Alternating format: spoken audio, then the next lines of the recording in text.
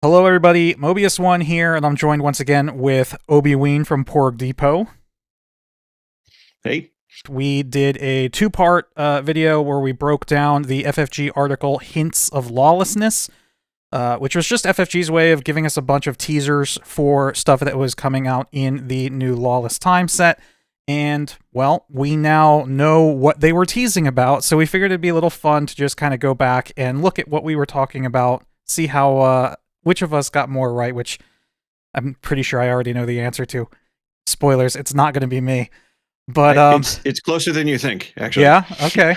All right. Let's start it off. I should actually have the article up too. I just have our like your little spreadsheet. Yeah, so you were very kind enough to actually make a little tracking spreadsheet. Why don't you tell me like what you ended up doing with this? All right. Yeah. I mean, basically just, took each of the hints that Tyler gave, put that in one column, put, the answers that you gave in one, the answers I gave in another, and then what the actual official FFG preview was or spoiler would be. And then I just kind of color coded them, who was more right. There's probably some of these that don't make sense in terms of scoring. The things that we discussed through a lot of stuff, but there's not like a clear answer per se. So those I just kind of left blank. I figured, we can hit on them in 10 seconds, but kind of skip those for how did we do purposes. Sure. All right. So we'll just start right away. And as you just mentioned, a lot of these kind of aren't scoreable, but so the first thing, set contains characters from 7 different teams throughout the Star Wars franchise. I think we got most of these right. I think we did. Yeah, I mean, we definitely talked through a lot of the teams. I didn't go back and rewatch to, list them all out and then try and look at all the cards to see, which ones did we get, which ones didn't we get. I figured we probably got them. Yeah. But that was definitely a group effort. Things that I think we might have said that did not make it were Bad Batch. Shoot, I was just thinking of another one. I think I said like the Empire Strikes Back crew, when Vader, like the bounty hunter crew, but I think we did actually end up getting those, just not themed that way. Like we got Forlom, Zuckuss, IG, like all of those. Yep. They're just not Empire Strikes Back themed necessarily, but they definitely got. I mean, like the Death Star plans we mentioned, the Aldani heist, the train heist, the coaxium one from Solo. Yep. There's definitely stuff with like the Kessel heist, whatever. I mean, the big ones are there clearly. Cool. All right. So sure. We that was just a discussion. Same thing with small but memorable sub theme within the set roles, exchanging. Yeah, okay. 9 total cards either giving away, taking, or exchanging. Yeah, we didn't. There wasn't really anything to score there. There was no way we could have predicted exactly what they were talking about there. Although we did, I think, did we talk about giving away units for credits? I'm pretty sure we talked about that. We may have. I mean, there's definitely... Listen, this set certainly has interesting mechanics flying around. There's some, game-breaking stuff, not in terms of like, hey, it's overpowered, but just that they, messes with the general mechanics of what we've known SWU to become. But yeah, again, hard to score this one. Multiple leaders with more than one non-hero / villain aspect in the set. Now, obviously, the two that they were teasing were Saw Gerrera and Tobias. I would have had to go back and watch our video. I would imagine we probably said Saw as like a aggression only leader without hero villain. But I'd have to go back and double check. There's no way we would have guessed Tobias though. Right. I'm looking at my original notes. I don't know that I named any specifically. It's certainly not in my notes when we were discussing maybe. Anyway, I didn't score that one either. Yeah, somebody can let us know in the comments. I'm sure somebody remembers better than I do. 32 different alien species. Yeah, okay. I wonder, you know what? We should... I'm going to put in the comments or in the description, I'll go after we record this. I'm going to go through the set and I'll try and name the 32 alien species. Yeah, I'm not going to putting you through that now. I mean, Ithorians obviously are in there because it mentioned it in the spoiler, Wookiee, whatever. There's lots of them. Anyway, we didn't try to make a list. I'm going to make a list because I'm that kind of nerd. All right. Okay. All right. So the first one we actually do have scoring for. I knew it as soon as you said it. I knew you were going to be right. So go ahead. I'm super proud of this one. So I had said, the new trait that's, for 2 unique units and it's rarely used and that kind of thing. So I say musician. That was the first thing that popped in my head. Obviously with Max Rebo and the Max Rebo bands, they fit. Crazy proud of that one. Obviously at some point we'll see Figrin Dan, he'll get the musician trait. Yeah. But it's, not too many musicians in Star Wars. No, and whenever they show up, it is definitely an iconic scene. Yes. So that is true. Yep. I still like the ghost and force ghost answer that you had. I feel like at some point that could also happen. Yeah. I definitely think that it could be a thing. But like I said, as soon as you said musician, we'd already seen the Max Rebo art spoiled. I was like, yeah, that's totally it. And that's the thing. Without the Max Rebo art, I don't know if I come up with that. But because we saw that art, I was like, okay, musician. Yep. Okay. This set so introduced 1-0 at that point. Yeah. Right? I'll do my scores like I usually do for Do You Know SWU? Sure. Yeah, okay. Set introduces a verb to our card templating terminology for a kind of effect we've had in card ability since Spark Rebellion. So this is obviously resource. Yep. Resource this card, which you guessed, first strike. Being like for the Han Solo deals combat damage first ability, which was super good guess. I think I said it was just like the new attack ends terminology, which is new templating, but not what they were talking about. Right. And listen, they could absolutely simplify other text. I mean, they could come up, they probably can't use first strike because that's a magic thing, but sure. They could come up with something to be that. And there's probably some other stuff, templating wise, that they could turn into just shorter phrases or something. All right. The leaders in this set are designed with high risk, high reward mechanics than leaders we've seen in the past. So, Tobias definitely fits that. Actually, yeah, that's a good point. A lot of the leaders are like that. So Lando, naming a thing and discarding an aspect and discarding a card's pretty high risk unless you build your deck appropriately. Vader discarding cards. So yeah, again, this is not one that we scored, but it makes sense. I think it's definitely a true statement.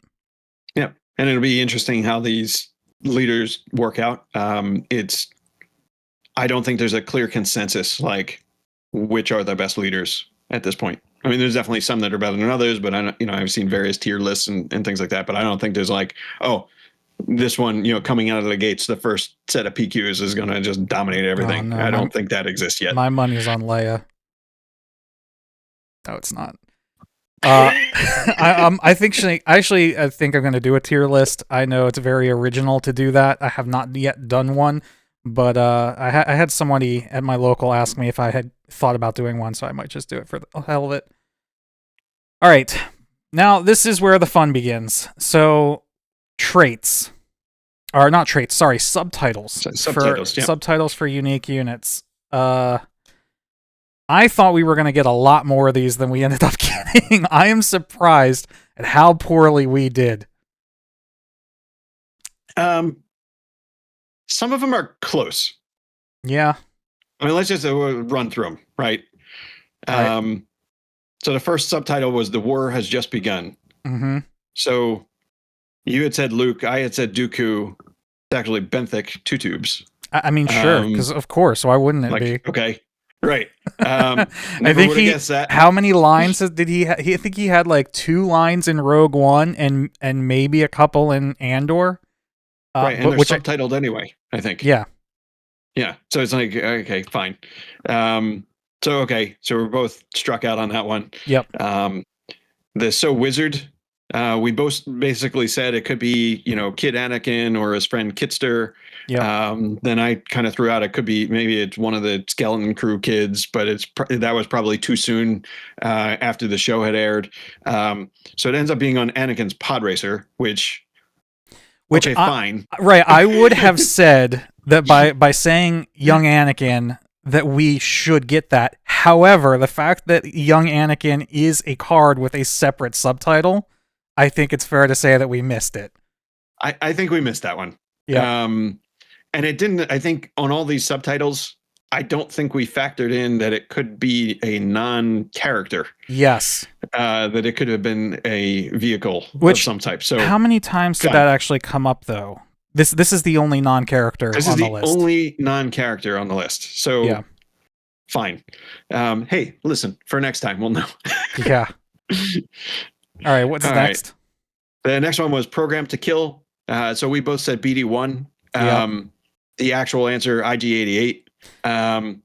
Yeah. Fine. I feel like they had just spoiled the BT1 and 000 art before we recorded it, and I think that we were kind of blinded by that.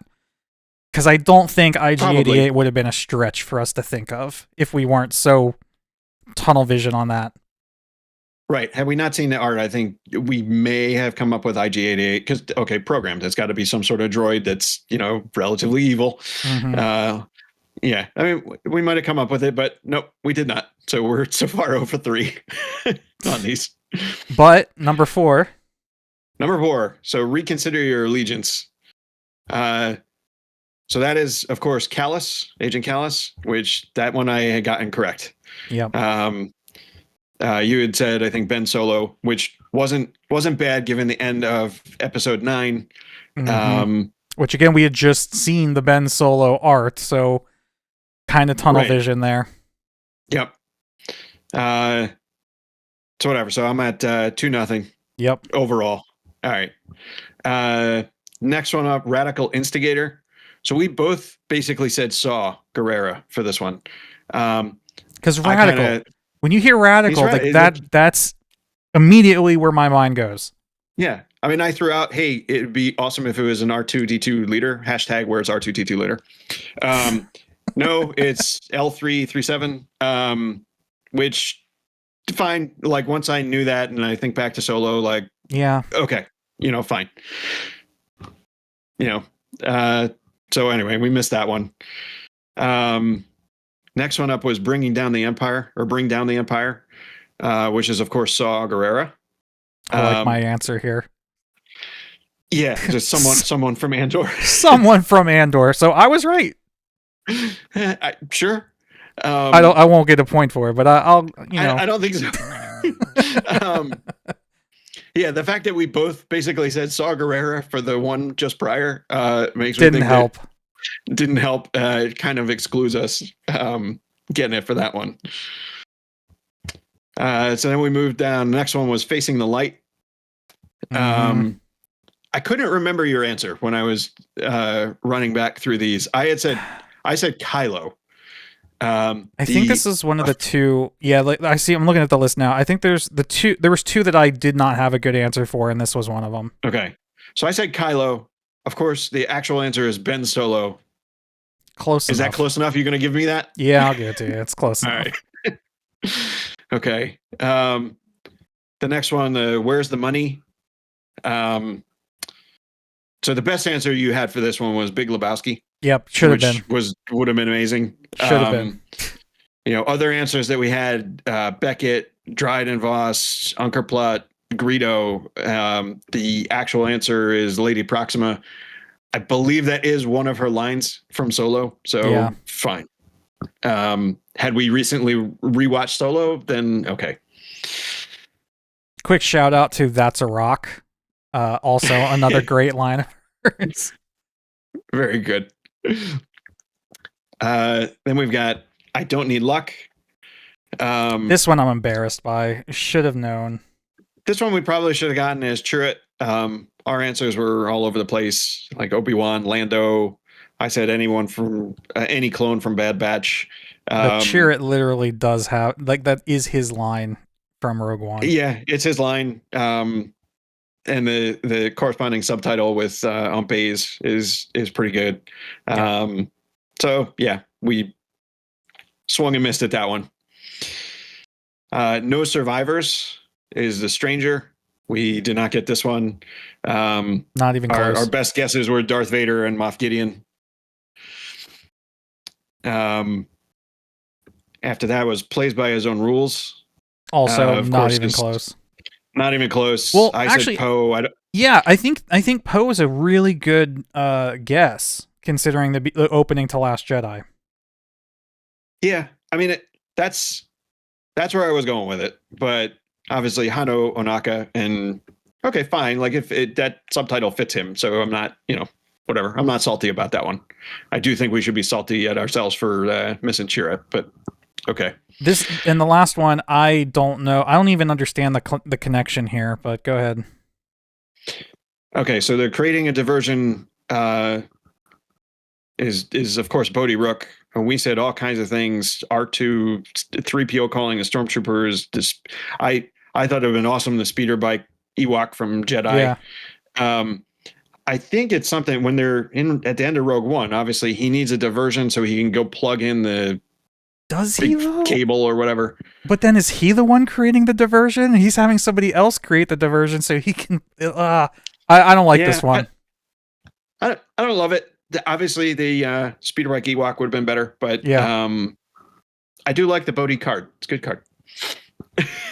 All right, and then we've got I guess just general hints. So, pair of characters that have been much requested on social media finally get their first unit cards. We both nailed this because again, they had just showed us the art. We just seen the art, and so this was going to be easy. Yeah, BT1, BT1, and 000.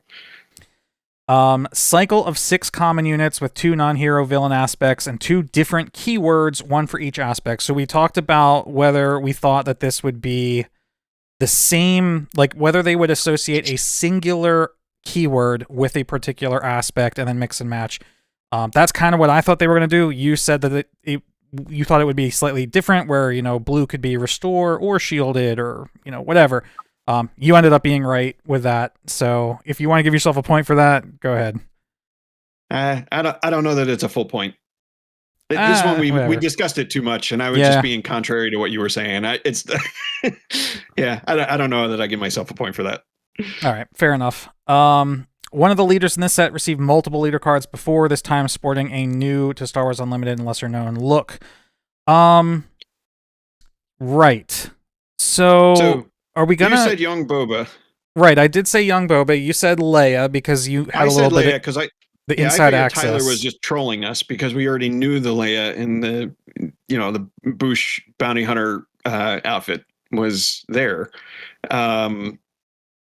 I think the correct answer is the young Boba. I was going to say, because it is definitely lesser known. I think you could make an argument that Leia fits that description, but if you had to single out one, because the hint is one of the leaders, right. I would have to say Boba is probably the stronger answer. Yeah, and so I gave that one to you. Yep, sounds good. Okay. A series of traits. So Underworld, Wookiee, Bounty Hunter. There's really aren't that many answers to this in Star Wars. So we both got it. Nailed that one. That was Chrysanthemum. New Chrysanthemum. Yep. Underworld, Vehicle, Fighter, Transport. I am kind of ashamed that we didn't get this because it makes sense. It makes so much sense, but I don't think they've done this. Well, they clearly haven't done it this way in the past, where a single card is multiple things. But no, they have. What? They have. Sorry. Liberated slaves. The card Liberated Slaves, which I'll put on in the video, is oh god, I don't remember exactly what the traits are. I'm gonna look it up now. Does it say Twi'lek and Wookiee? It's Twi'lek, Wookiee, Droid, and Fringe. Yeah, it's Fringe, Droid, Twi'lek, Wookiee. So that is the only other card that I can think of where it is like one card representing multiple different individuals. Right. Which is what this they one ended up doing. Yeah, this one being Mercenary Fleet. I mean, we both said U-Wing, which there is a U-Wing in the artwork. It's the third U-Wing, and they're very inconsistent on their trait for them. Yeah. But okay, Mercenary Fleet, I get it, that it can have all those things bundled together. Yeah. But I didn't score this with either of us getting it. No. Okay. This one is like my musician call, I think. No, this was a crazy deep cut. All This right. is amazing. So Rebel Tusken Bounty Hunter. I mean, I'll admit I did some Google searching in preparation for this one. I searched Rebel Tusken. I think you were looking for Tusken Bounty Hunters is what you said, right? Right. Yeah. So when I was doing my prep for our recording, I searched Rebel Tusken and found a comic. I think I don't know if it's from a Vader comic or something else. But this character, Gita, who is a rebel, goes undercover as a Tusken. And that is her undercover name is Urk the Tusken. So in our video, I had said Gita, which is admittedly the wrong name, but that is the character. I'm giving you that. That counts. That's good. I appreciate it. Yeah, wild. When the cuts are that deep, anywhere near the mark is good. I'll take it. So yeah, that was my musician soul read.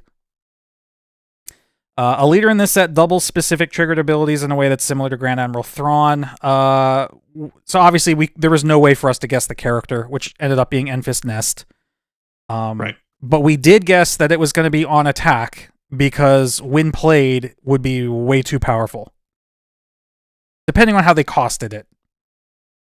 Right. And it remains to be seen whether the Enfys ability is also overcosted or overcosted. I mean, I would lean towards overcosted. I think some people have very different take on it, but 2 is a lot. Two resources is a lot. But then it's free when you flip her. So if it's possible that you go, with no leader ability just to get the payoff of getting it for free once you flip, that remains to be seen. Right. And I discussed this one with the other Porg Depot guys, and it was our take was that they may have tested it at 1 cost, and it may have been just absolutely busted. I'm sure that's the case. And it's like, okay, well, you can't do 1.5. So what do you do? Right. Okay. 2. And then it's like, all right, is that fair or not? I don't know. And that's I don't have a great example off the top of my head, but we've definitely seen other things where it's like, whether it's an event or a unit or an ability where it's like waffling between 2 costs. And it's like, well, the higher one is overcosted and the lower one would be undercosted. And it's like, okay. There's like, other things you could do though. It could be pay 1 and deal 2 damage to your base, or pay something. Yeah. There's other costs that could be associated. I'm sure I have faith in the team for the most part that they probably tested some other things. I'm sure they tested it at 1 to begin with. And like I said, it was just probably absolutely ridiculous and they had to raise it in some manner. Yeah. But all right, so we get the point for not necessarily knowing the character, but getting the trigger timing. All right, staples from Spark of Rebellion return with a twist. 2 new variants of remove all units, events, and 2 new cards that accelerate your resource gain. So I had speculated that the card single reactor ignition, which we didn't know the name of it at the time, but we had the art of the Death Star firing on Scarif, was going to be a defeat all ground units.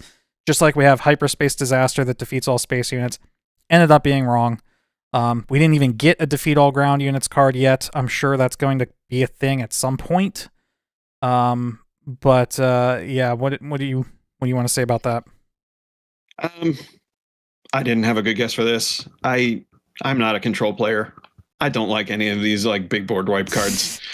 Well, how do you feel about them kind of putting it into a triple aspect now? That makes it better. Okay. Listen, single reactor ignition is going to be one of the chase cards. I mean, it's a very good card. The blue-red control is going to use something like that. That's where control started. Hard control started with Vader 1 blue. That was the first hard control deck in the game. So yeah, might as well keep it there. Yeah. No, I mean, listen, it's a very good card. I just personally don't like it. Fair. What's the other one? Is it the new blue-yellow I forget the name of it, where each player chooses a unit to bounce and then everything else dies. Like Rhydonium It's the something.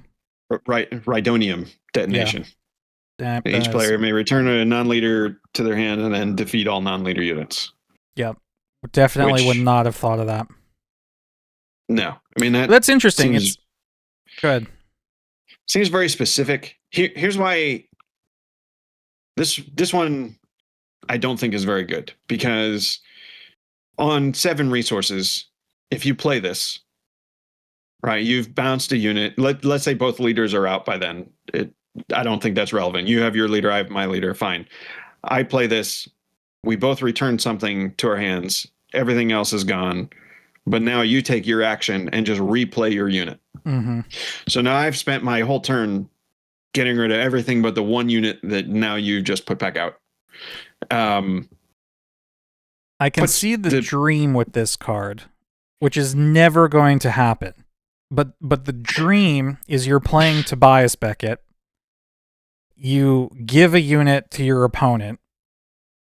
You remove everything on their side of the board. I was going to say you remove everything from their side of the board except that unit, but then why would you play this? So never mind. I don't even know what the dream's supposed to be. Yeah, I mean, I don't know. Because even if you were giving the unit to your opponent, they get to choose which unit. Right, which is why you would have to remove every other unit. The one that you gave them, because then it would just come to your hand. Like, exactly. Easily. And then if that's their last unit, there's no reason to play the card, because then you're just paying 7 resources to get that unit back. Right. Yeah, I don't know. I mean, it's somehow supposed to work with Beckett. I don't quite know how. It would be really interesting if each player chose an enemy unit to bounce to their owner's hand, and then they defeated everything.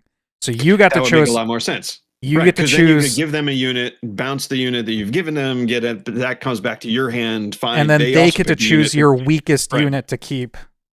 Right. Yeah. That would make a lot more sense. That should have been what this card said. They still have 7 resources to play something, and you've done not a whole lot. But but if you bounce the unit you gave them, then you've just wiped their board and they don't get anything back. So it's that would have been a much more interesting card. Right? They would have to have something in their hand. Yeah. Yeah.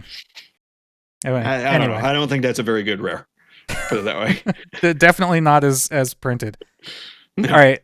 Start collecting your gambits now. Unique unit in the set makes a trait worth building around in Premiere. Ended up being Master Codebreaker. Neither of us had a guess. I mean, sure. I remember talking about Master Codebreaker for something, but I don't remember. Oh no, we were talking about teams still, and I was like, maybe the Master Codebreaker could be on a team with like Finn and Rose. So yeah, nope. Yeah, neither of us got that one. All right, pair of effective removal events reference 2 halves. This is another amazing prediction. 2 halves of a saying used in Andor TV show. I looked up sayings, like quotes from Andor, and this one wasn't even on the list that I was looking at. So the fact that you got it is really impressive. The axe forgets, the tree remembers. And the tree remembers. Yeah, it's. I don't know why that line kind of stuck with me. Yeah, I mean, that was just in my head. Like, as soon as I saw, something from Andor 2 halves, and was like, okay, it's got to be that. Like, we definitely talked through some other ones, but I think some of the stuff that had come up through web searching was like they were going to be too long for card names. That's exactly what I was running into. Yeah. Yeah, that's crazy. I'm proud of that one too. Not as much as Musician, but I was pretty proud of that one. All right, and then the last one. This set has more speeder units than any other set. I wonder why that would be. Yeah, we both pretty much knew that was going to be pod racers. Although, admittedly, it took me longer to come to that realization than it probably should have. But yeah, I will just say, on the note of the pod racers, little disappointed that we only got 2 named ones, being Anakin and Sebulbas. Right. We got, I don't know, I didn't look at how many we have. I would guess like 5, if 4 to 6, I think, is roughly how many pod racers we got. And they're all generic except for those 2, which is a little disappointing. Right. I mean, it does leave open that they're going to make more.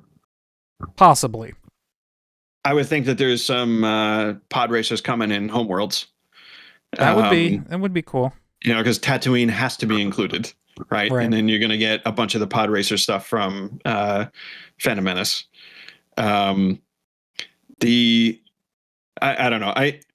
I still feel like there was a missed opportunity with some of the pod racers to have like the Sebulba leader being able to deploy as an upgrade.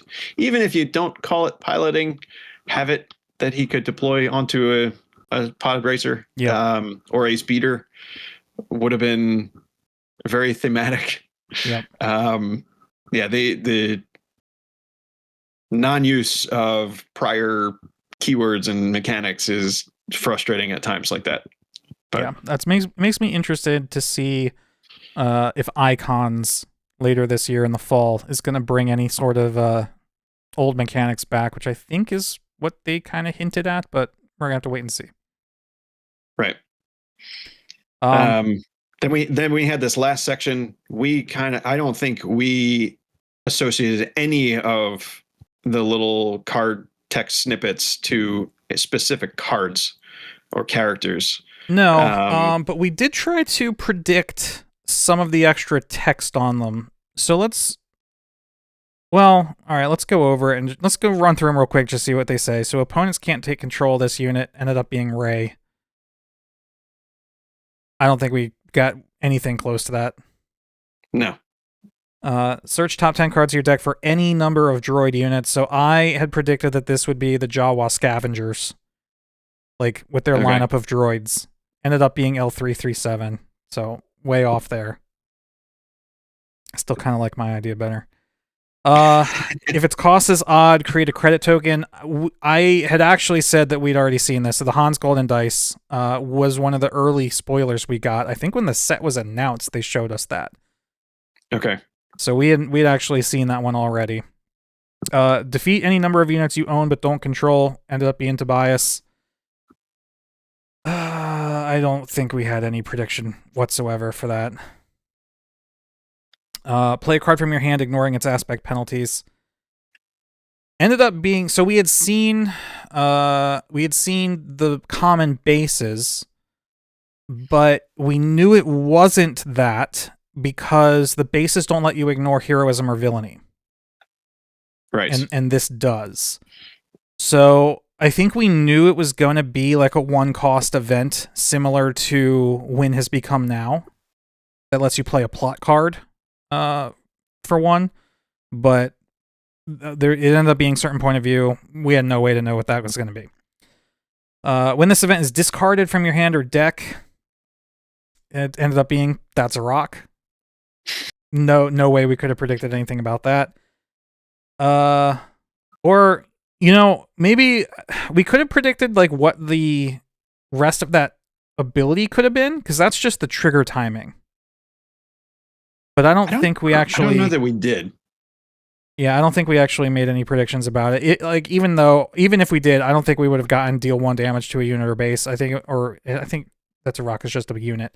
I probably would have said something like play it. Like you can use an action to play it or something like that. Right. I mean, the problem is that's the like the piece after the trigger could almost be anything. Yeah. Right. So it's hard to nail that one down. Choose an aspect. Give each enemy unit with that aspect. ... Ended up being Lawbringer, which is, you know, Snoke 2.0. Gives everything -2/-2. We may have said something along those lines. Yeah. But you could go either way with that. It could have been a negative or a positive. It could have been give each enemy unit. Oh no, I guess since enemy unit. Hopefully it wouldn't be a positive. I was thinking like experience tokens or shield tokens or something, but no, yeah, we might have said something very, very similar to what Lawbringer actually has. Next was Chewbacca on attack. May defeat a friendly resource. If you do, definitely didn't think of deal 2 damage and get a credit. No. I like this one though. They may reveal that it was ... They may play the revealed card for free if they do ... So it ended up being Vermilion. I want to say we were close to this, weren't we? it was like you can have somebody play the card for free, but if you do, the other player gets something in return. I really think I should have watched our video to refresh, but I feel like we got really close to that. We may have been close on that one. We definitely didn't nail it exactly, but No. we might have been close. All right, tear the ship apart. Look at all of an opponent's resources. You may. ... Don't think we got that. I don't think we would. I definitely would not have predicted them letting you just play anything in your opponent's resource row for free. Right. I do like the flavor though of tearing the ship apart, and you're actually going like, you know, taking their stuff, looking at like you're tearing their stuff apart. Like it's I don't know. The flavor there is pretty good. I don't know that the card is good, but the flavor is good. Look, I've played a couple test games. Not with that card. I have not personally played this card yet, but I've had it played against me in a couple test games, and I've seen it swing both ways very dramatically. I've both had them play a 9-cost unit against me out of my row, but I've also had my opponent play that card, and I've had nothing in my resource row except for 2 and 3 cost cards, and they just scoop and walk away. So yeah, it's very inconsistent. I think it should probably depend on your opponent. Like if you're going against an aggro deck, it's probably not a great card to play. But that's probably awful. I could see it very useful against control decks. All right. While you control 7 or more units, ... ended up being ObiWein. No chance in guessing that. No, and he like. I don't know how much. First of all, he's holding like a croquet mallet or something in the art. I don't know what the deal is with that. The likelihood that you're going to get 7 units is like fantastic. Like how high like that doesn't generally happen. However, I think the card is still probably really good. Yeah, 7 for a 7/7 Sentinel is not bad.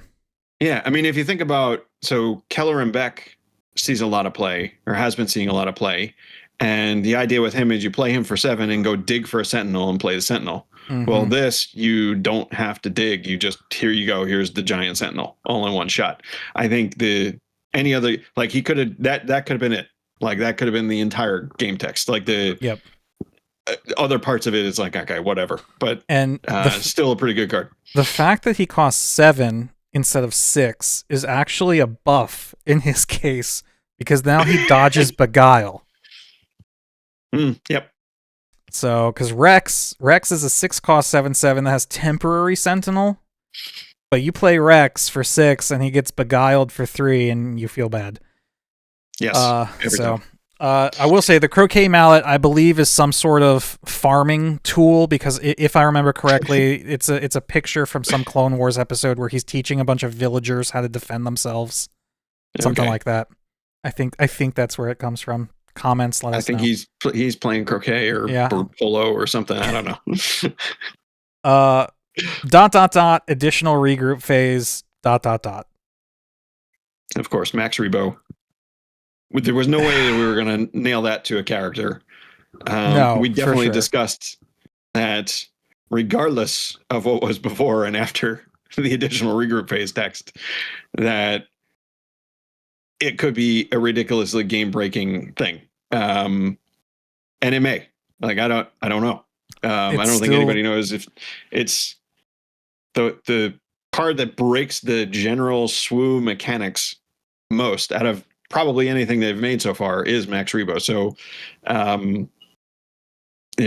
at some point, and it could be, a couple rotations from now, they're going to print something and Eternal is going to be ridiculous because there's going to be some silly Max Rebo combo that's going to be just insanely broken. That's exactly what I was thinking. Yeah. Like, I don't even want to guess. Anyway, ... You may have the... Sorry, go ahead. Oh, this next one, though. I mean, you may have the attacking unit deal combat damage, before this unit. I couldn't find that one. The only thing... So I think it should be the Stranger, and it shouldn't be the attacking unit. I think it should be the defending unit. Yeah. Did they mess up the text on the in the hint? So like the article, I went back to the article. It definitely says attacking unit. You may have the attacking unit, but then when I looked up the stranger, like it was definitely it is the defending not that. unit. Yeah. Yeah, that's probably So- just a typo on the article. So I think that's a typo, but it's probably the stranger. Yep. Very good card. And in that case, you were right with calling out, or I think we both called out grit. Or Right. maybe you just did. I know I don't remember. I don't want to give myself credit for something. Kind of said like, why would you want this unless it had some type of grit-esque piece to it? Otherwise, it would be, why? You wouldn't want to do that. Yeah. Obviously, with ambush and grit, like the stranger's taking out a lot of things. Right. He can effectively turn himself into a 7-1 unit and survive. Well, I guess he's not going to survive at that point, but he's taking out an awful lot. Sure. Yeah, no, that was a good call. And then last one, when attack ends, just their new trigger timing, which bunch of cards, great. There was nothing really to say about that. Stuff. Yeah. All right. So what do our totals look like then?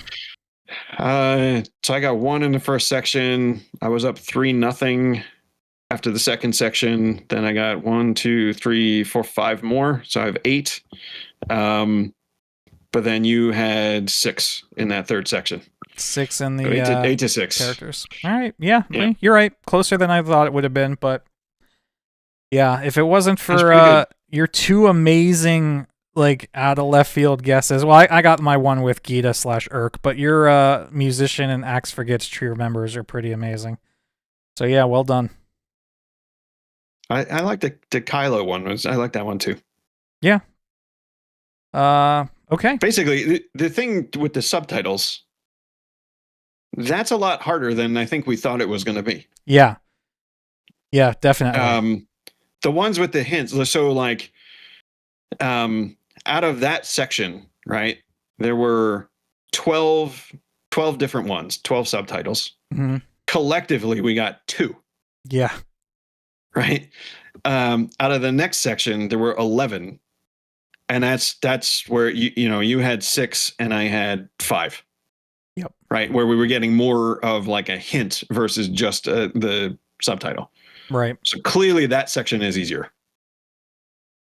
I would be curious to see if we would you like to do this again for Homeworlds I'm down or Ashes? to do this again. I think I think we kind of have to. Yeah, we have to try to do better. All right. Let's. Well, 2 things, right? So what did we say? 8 to 6. So we need to collectively get more than 14. Yeah. That should be our benchmark. Let's try That's and our get goal. more than 14. Yeah. Okay, I'm down. All right. Ugh. Yeah. All right. That's. Yeah, I don't have anything else to say. I'm partly slightly embarrassed, but also like still we got some pretty good some good soul reads. So we got some good ones. The only one I think we should be embarrassed about is Cheer It. We should have gotten that one. Cheer It and IG88. I think the BT1 art really blinded us to what else it could have been. Yeah. Agreed. Okay. Well, but I'm not gonna like not look at preview art. Right. Exactly. It's the same thing will happen. Yeah. Yeah, no, I mean, I think the preview art actually gave you the Kylo/Ben Solo for Facing the Light, so. Right, yep. So, okay. Well, thanks for taking the time to do this, and thanks for coming back and doing this recap. This is fun. And we'll definitely be doing this again for the next set, and who knows, we'll see how long we can go if we can do any better. Anything you want to leave them with? Enjoy the set. I'm excited for it. Aside from the guessing and all that stuff, I mean, there's a bunch of really cool cards. The rotation is going to be interesting. Should be fun. Try, hey, if you see somebody wearing bright orange and Porg stuff at an event, come find us. We got all kinds of Porg tokens. I was just going to say, I was at the regional in Milwaukee, which I know you were not there, but I did see somebody playing with your spy tokens. So yeah, that was awesome to catch. Love it. All right. Well, thank you again for doing this. Thank you guys on YouTube for watching. Hope you enjoyed this. Leave a comment. Let us know what you're excited for from this set. And yeah, we'll see you in the next one.